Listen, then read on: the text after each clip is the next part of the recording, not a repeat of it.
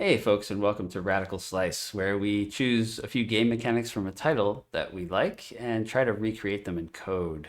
You may have heard of a vertical slice, and let me assure you that this is not that. Vertical slices are usually production quality, and our goal here is more like understanding and some sort of barely playable demo. This time I'm going to be working on something like a dungeon from the original Legend of Zelda on the NES. So the Legend of Zelda has two primary environments. There's the overworld and dungeons.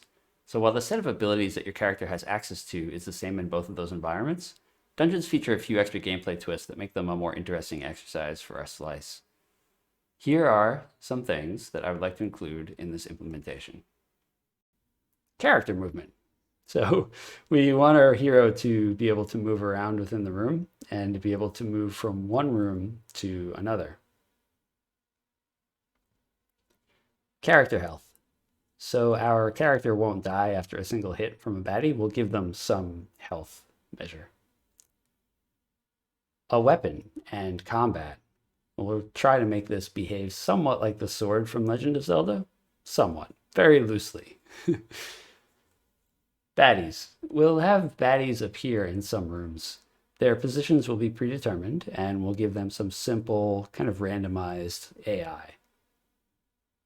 Screen by screen movement. This is a big one.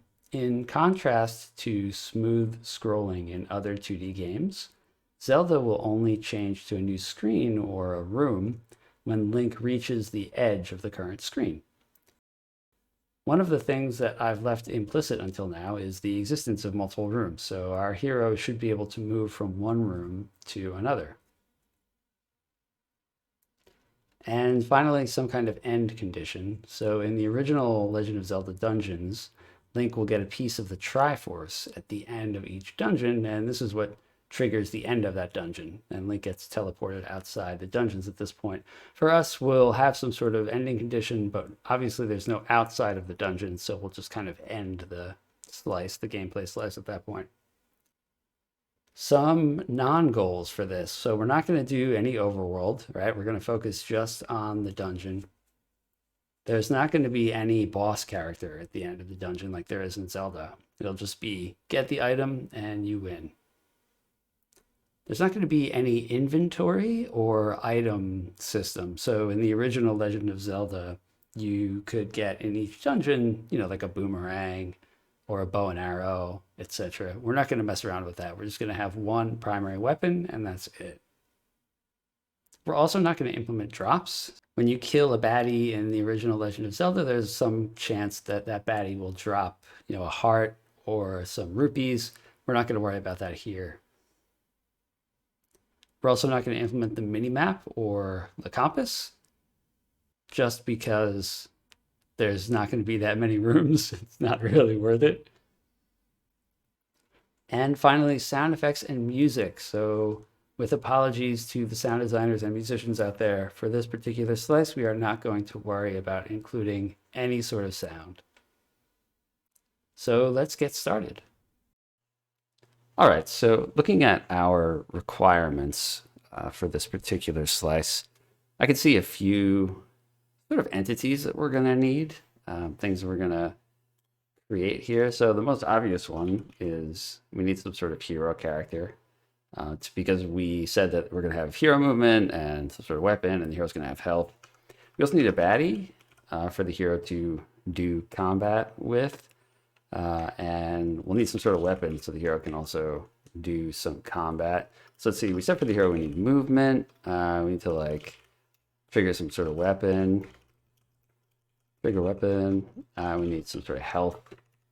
For the baddie, we're gonna need to do collision with the hero and collision with the weapon. And for the weapon, it'll have some sort of active or inactive state, because we don't always want this weapon to be out, right? Like we want it to, when you press a button, the weapon shows up, and then after some time it disappears again. And also we'll need collision with baddies. Okay, that's cool. I think as an initial set of requirements, this is enough to get us rolling. So I want to start programming, but first let's draw some basic sprites.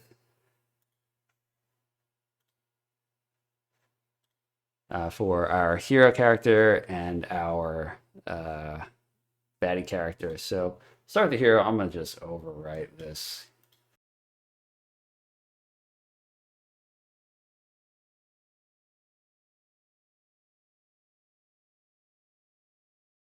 There we go. It's sort of vaguely link shaped. So I'm going to make 4 copies of this really quickly, just because we're going to need one for each direction. So give me a second. This is sort of our right-facing guy, right?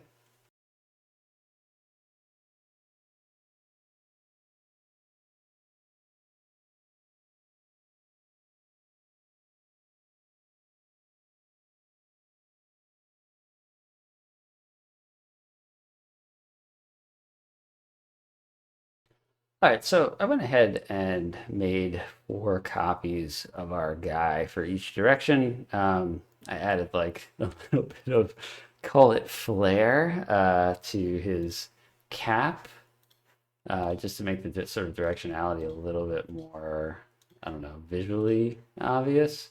We could probably do a better job with this here. There we go. Cool, yeah, fine. So we can kind of tell which direction he's facing at least. But now I'm going to go ahead and do the same thing with the baddie. And by the way, I know we can flip sprites in Pico-8, so this left and right stuff is sort of superfluous, but we're kind of in a hurry, so let's just go with this. I'm now going to go ahead and make the baddie sprite.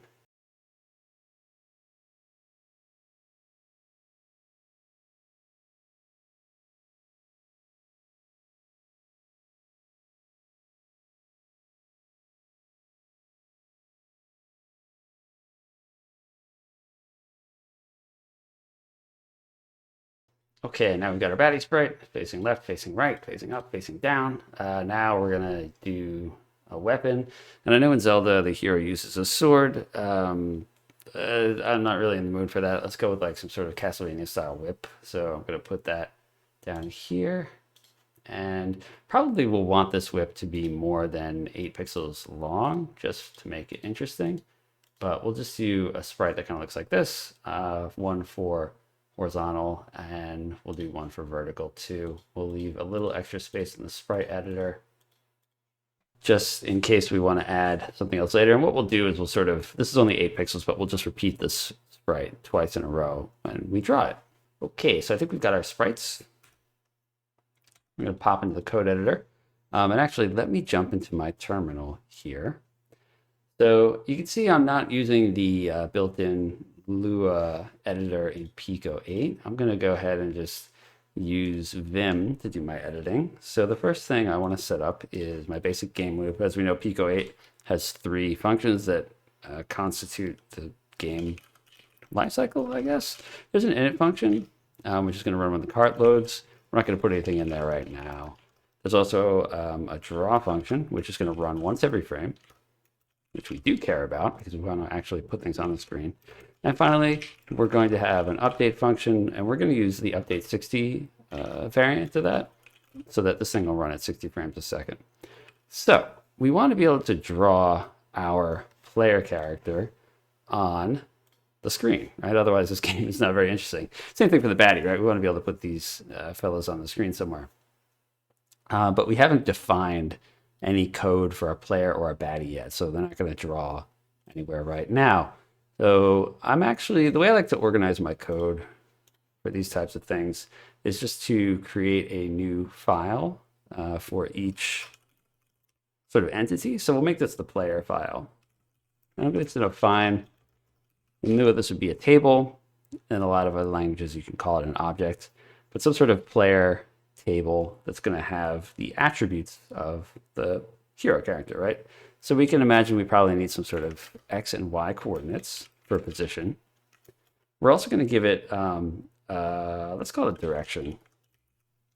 All right, to tell our game, is the character facing up, down, left, or right? You can tell I laid out the sprites in a very particular way. I just checked the Pico-8 documentation, and the way that it organizes its inputs, the cardinal directions go left, right, up, down. And that's why I have our characters' little sprites lined up in that way. Left, right, up, down, left, right, up, down. So for a default direction, I guess facing to, let's say facing downward makes the most sense. So we'll initialize this to 3. And this is like one of those weird coding things, but we're going to start counting from 0 here. So we'll call facing left will be direction 0, facing right will be direction 1, facing up will be direction 2, facing down will be direction 3, and our default will be just facing downward. So there's direction 3. Now we also talked about our player having some sort of weapon. We're not going to implement that right now, but we'll kind of get ready for it. So we'll set that to nil for now, but we'll at least have the property there. I'm going to save that to player.lua. Okay, I've saved that to player.lua. Now we just need to import it into our main function. So let's pop back here. We can include files by just doing #include and then the file name. And now we need to draw this fella on screen. We can use Pico-8's built-in SPR for sprite function. And what we want to pass in is the sprite index, the X position, and then the Y position. We already set X and Y attributes, but we didn't set a sprite index attribute for the player. So the base sprite index that we created in Pico-8 is just this first sprite here. So this is sprite number 0. So we'll set that to 0. Let's say that we're going to draw whatever the sprite is, player.sprite, at the position player.x and player.y. We'll also include a clear screen function because we want the screen to be redrawn every time. Otherwise, we end up with this sort of long ghosting effect, right? I think this will work. So if we load this up in Pico-8, what we should see, the player drawn at its current position, which is 0, 0, and hopefully nothing else on screen. So let's load this up and see what happens. Okay, we had a brief interruption there because I forgot to load the graphics data for the sprites and stuff back into the editor before I edited our main.p8 file. That would have been bad. So anyway, I loaded the graphics data. That's all that gobbledygook you see on the bottom there. I included the code that we wrote to draw the player character. So now if we load main into Pico-8 and run it, we should see the player character facing in the default direction, which we said was left. So everything is good. Unfortunately, the player character is not moving right now. So we're going to have to do something about that next. Okay, so we need to move this hero character around on screen. And to do that, we can actually use Pico-8's button function. And so we say if button and then some button is pressed, then do something here. All right, so to get started, what I'm actually going to do is import some constants. So Pico-8 assigns numbers to each one of its buttons. All right, so it represents the left direction on the D-pad as 0, the right direction on the D-pad is 1, etc., etc. It's a little bit inconvenient to try and read code if you're just using numbers, so I'm going to use some extra tokens here just to make things a little bit easier as we put together our slice. So let's do just horizontal movement first. So we'll say if the left button is pressed. If the left button is pressed, we want the character to move left, and that's equivalent to decrementing the x coordinate, which we call player.x, right? So we'll do player.x minus equal 1 if left is pressed. If right is pressed, then player.y, I'm sorry, player.x will be incremented, right? If we're pressing right, we want the player character to move right, and that's equivalent to the x coordinate being incremented or increased. So if we load this up, hopefully we can see the player character moving at least to the left and right. And there we go. Cool, we're off to a good start. We can't move vertically yet, so I'm gonna just go ahead and add that now.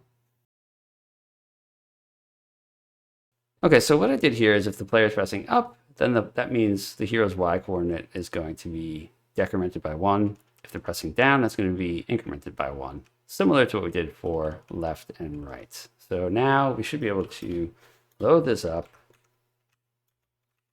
and hopefully get movement in all 4 fantastic directions and everything looks right. Now, you'll notice one thing that's not cool is that our player's direction is not changing, which is not cool. So we need to figure out a way to display the correct sprite based on the player's direction. Recall that when we set up our player, we gave it a direction attribute, and we said that we wanted the default to be downward facing, and we called that 3. And the reason I called that 3 is because I cheated and I knew that eventually we were going to bring in this sort of button mapping of left, right, and up and down, where down would be equivalent to 3. So the problem is when we draw the player sprite here, we're only using the sprite attribute, which we set to 0. Right? So the game's always just going to draw this left-facing sprite. We don't want it to do that. But what we can do is consider the player's direction. And so if the player is facing direction 3, if we set is down, it'll start from sprite 0, but it'll actually add 3 sprites before it chooses which one to draw. So that should give us the right downward facing sprite. So let's see if when we load this, we can at least get the downward facing sprite. Hey, there it is. Cool. He's not changing directions yet, but at least he's facing downward, which is correct. The reason why it's not changing is because we haven't included any code to update that direction attribute yet. So let's go ahead and do that now. And we can do it in the same code where we're checking the button presses. So if the player is pressing the left button, we'll actually cheat and just reuse that value. We'll kind of use this as a left constant. Same thing. If the player is facing right, we'll change the direction to right. If they're facing up, we'll change the direction to up. And if they're facing down, we'll change the direction down. So now with every button press, we're updating the player's direction. And we know that when we go to draw the sprite, we're going to increment the sprite index by that direction. So hopefully, when we load this back up and move the player around, we'll see the sprite update depending on the direction that we're facing. Hey, all right, progress. Player moves around. So I think the next thing for us to deal with is the baddie, because right now our player is kind of lonely. They don't have really much to do. They certainly don't have anything to kill. So yeah, let's move on to drawing the baddie on screen. All right, so I want to get the baddie drawn on screen, but before I do that, I'm going to make a quick refactor. So currently we have the player's drawing routine in our main in the underscore draw function. I'm going to shift that over to our player file for a couple of reasons. One is it's just better to keep that sort of drawing logic closer to the rest of the code for that entity. And the other is, you may have noticed whenever I make a change to the main.p8 file, I have to reload the main in Pico-8, and that's a pain in the neck. So if you just edit Lua files that you include, you actually don't have to do the extra load. You can just do run again, and it'll sort of dynamically load those Lua files back in. So anywho, we're going to set this up in the player file, and you can see this is a slightly different syntax than you may have seen in other examples, but we're going to set this function to a player's draw attribute. And we'll just steal the code from main. And again, because player is in our global scope, means it's accessible from anywhere. You just say player, and whatever code it is will know what player you're talking about. We can just say player.sprite and player.direction and x and y, just like we did in the main. So we'll replace this call to sprite with just player.draw here. Now we're going to have to reload this because we did edit main. Load main, run, and everything still works good. Our guy still turns around. Everything is awesome. Okay, cool. So now let's create a new file for that baddie. Okay, I've got my new baddie file, and we'll call it baddie like this. And we'll do some of the player actually. So let's just go ahead and copy all this stuff. Put it in here. He has a sprite, and the sprite index for the baddie is actually 16. So we'll start with 16. We'll start with, let's have the baddie facing to the, no, we'll have him facing down too. That's fine. The baddies don't have weapons, at least in our slice. We don't have to worry about that. We'll do the draw function the same way, but we'll do baddie.draw. Direction, and then not player x and player y, but baddie x and baddie y. Okay, and similarly here, we'll just call baddie.draw like that. And the next little baddie no value. Oh, right, we didn't include baddie here. So let's do that, and hopefully that works out. Fantastic. Okay, so we started the baddie right where the player started, which is not great. Let's start the baddie kind of on the other side of the screen. So we'll give him an x value of I don't know, 120 and a y value of about 64. That should put them kind of on the far right edge of the screen. There we go. Okay, great. So our Baddie's not really doing anything, and our player can't interact with it right now. So those are both things we would like to fix. The first thing I want to take care of then is adding collision. In order to do that, I'm going to add another Lua file where we'll put our collision code. So I went ahead and dropped in a collision function. This is what's known as bounding box collision. You can find all kinds of articles explaining what this does. Essentially, it's just checking our two sprites, our player and our Baddie, to see if they overlap with one another. And if they do, it's going to return a value of true. And if they don't, it'll return a value of false. I will include a link to some documentation about how to do this type of bounding box collision, so you can check it out. And of course, you're welcome to check the source code in GitHub, also linked in the description. You'll also see I kind of cheated a little bit here. Since we're trying to move quickly, I kind of hard-coded the width and height of both of the hero and the Baddie to be 8 pixels each. If these were different values, you would probably associate them with the sprites themselves as attributes. So just like we have an X and Y values here for position, you might have like a size X, or rather, let's see, like a width equals whatever and a height equals whatever, so that you could have, you know, more flexible sizes for your sprites. So the next thing is we need to add this collision check to our main. And probably the best place to put this is in our update function, because this is, again, where the game logic, every frame is going to be executed. So after we change the player's location, we will include a call to the collides function here. And we'll say if the player and the Baddie collide, then do something. And to keep things simple at first, let's say that if the player and the Baddie collide, that means right now our player doesn't have any health, right? So our player is effectively a health of 1, which means they will die, which means they need to respawn somewhere. So let's say if the player and the Baddie collide, we will reset the player's position to 0, 0, the starting position. All right, so let's reload main. Once again, loading main. All right, so now if we walk over here, hopefully our guy will respawn at the top. Okay, so effectively, whenever the two sprites overlap, boop, we can see that our hero reappears back to the starting point, which we can consider like respawning. So right now, when we have a collision, what we did was right in our main, in our update function here, we just directly access the player's X and Y coordinates, and we say, okay, player, I want you to reset your position because effectively you're dead, right? So go back to the start.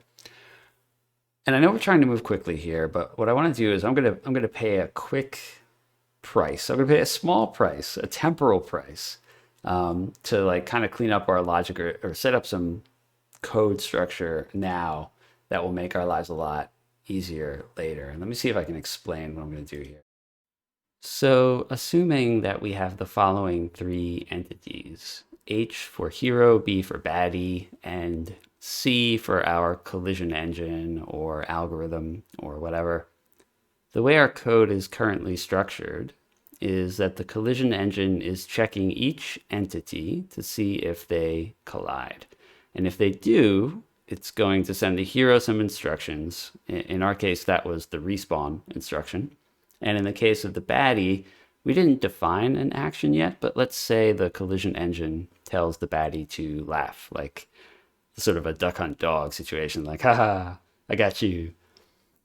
Now, this is fine for right now, but it's not hard to imagine that as our game grows, we'll have even more entities, and those entities will also need to be tracked for collision.